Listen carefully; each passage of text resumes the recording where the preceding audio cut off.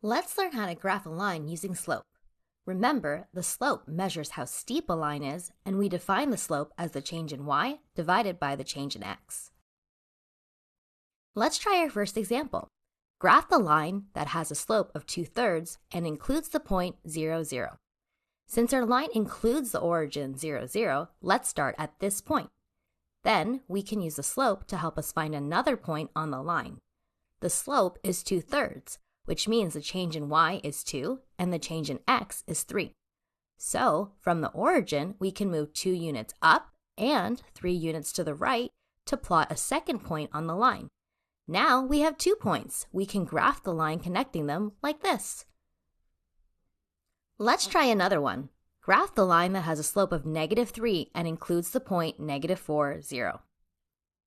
We can write the slope of -3 as a fraction to help us find the change in y and the change in x. -3 is equal to -3 over 1.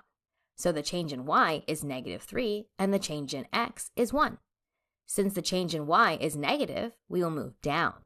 And since the change in x is positive, we will move to the right. So from the point -4, 0, we'll move 3 units down and 1 unit to the right and plot a second point on the line. Great! Here's our line. Here's another one. This time we'll graph a line that has a slope of 0 and goes through the point 6, -8. We'll start at the point 6, -8. Now let's look at the slope. Just like the previous example, the slope of 0 can be written as a fraction by putting it over 1. So the change in y is 0 and the change in x is 1.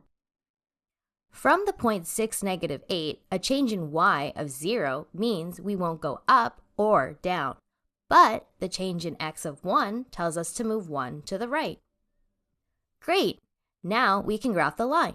Notice that it is a horizontal line. This makes sense because horizontal lines are flat and so they have a slope of 0.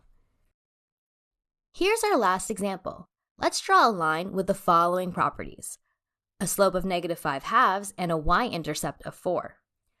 We can think of -5/2 as -5 over 2. Remember, the y-intercept is where the line intersects the y-axis, so a y-intercept of 4 is the ordered pair 0, 4. From this point, the slope tells us to move 5 units down and then 2 units to the right.